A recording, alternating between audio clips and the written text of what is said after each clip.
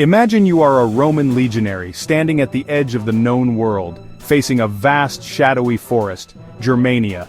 The trees are ancient, their branches twisting together to block out the sun, and a deep, unsettling silence hangs in the air. Suddenly figures emerge from the tree line, not a disciplined army but a wild surge of towering warriors with fierce blue eyes and hair like straw or fire. They wear animal skins, wield massive wooden shields and iron-tipped spears, and their guttural roar shakes the ground. This is your first sight of the Germanic tribes, the so-called barbarians from beyond the Rhine. For Rome, a civilization built on order and stone, this encounter was a profound shock. The Germanic world was governed by seasons, spirits, and unwritten codes of loyalty. To the Romans, these people were unpredictable, a threat to the stability of their empire. They could not comprehend a society thriving in wilderness, valuing personal freedom and loyalty to a chieftain above all else. This was more than a military conflict, it was a collision of two fundamentally different ways of life. Chroniclers like Tacitus wrote with fear and grudging admiration, describing the tribe's fierce independence and bravery, yet they also painted them as volatile and dangerous. These early accounts are our window into how Rome viewed the people who would one day help shape the future of Europe. The story of the Germanic tribes is the story of the other, those who challenged Rome and changed history. Their clash with Rome set the stage for the transformation of Europe. Who were these people on Rome's northern border? Their story is pieced together from archaeology and language, not written records.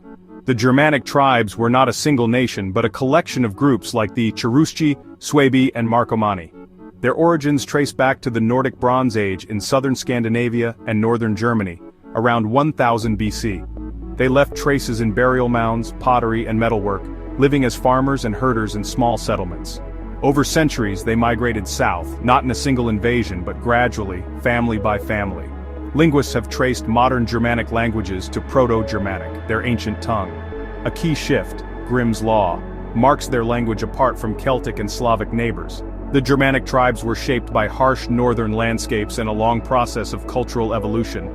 Their migration brought them into direct contact and conflict with Rome. This meeting would define an era.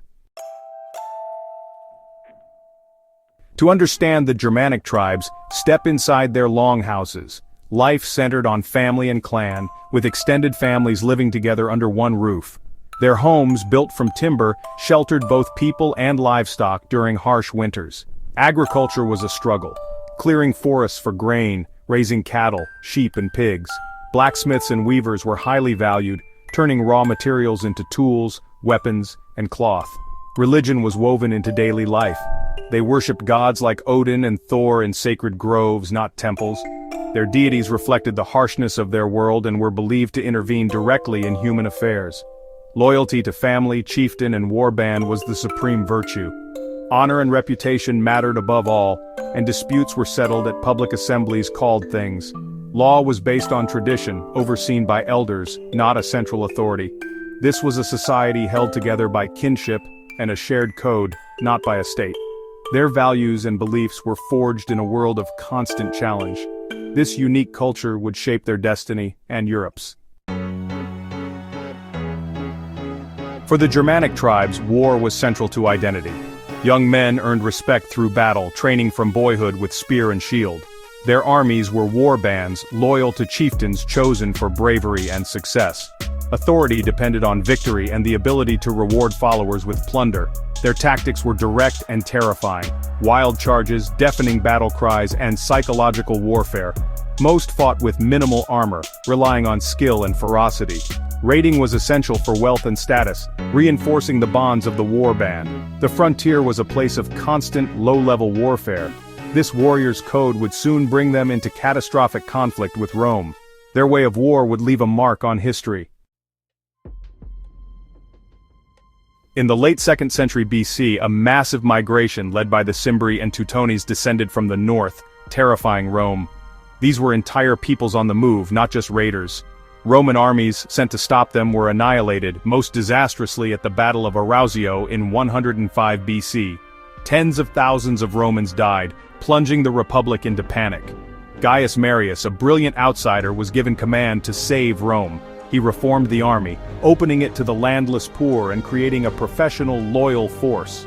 Soldiers now served long terms, loyal to their general, not the state. Marius reorganized the legions, standardizing equipment and tactics.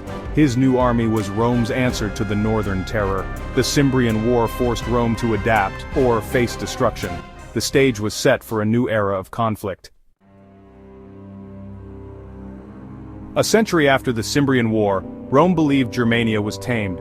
Governor Varus, confident and unaware, trusted Arminius, a Germanic prince raised in Rome and commander of Roman auxiliaries.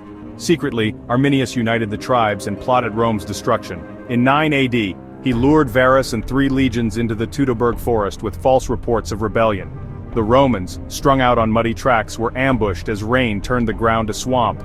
Germanic warriors attacked from all sides, turning the march into a 3-day slaughter. The legions, unable to form battle lines, were destroyed. Varus fell on his sword. The sacred legionary eagles were lost. News of the disaster devastated Rome. Augustus himself was said to cry out for his lost legions. The defeat halted Roman expansion into Germania forever. The Rhine became the frontier that would shape Europe for centuries.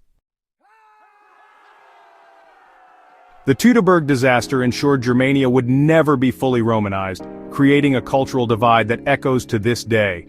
While Gaul and Britain adopted Roman ways, Germania kept its own identity. The warrior spirit and independence that defeated Rome endured.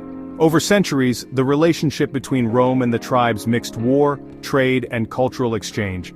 Germanic warriors served as mercenaries, learning Roman ways but keeping their own traditions. As Rome weakened, tribes like the Goths, Vandals, and Franks pressed on its borders, not just as raiders, but as conquerors. The fall of the Western Roman Empire was a long process, with Germanic tribes playing the leading role. They inherited and transformed Roman civilization, blending it with their own customs and Christianity. This fusion created medieval Europe.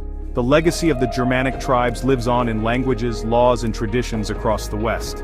Their story reminds us that history is shaped not just by empires, but by those on the frontiers. Their journey from the forest to the heart of Rome is one of history's great epics.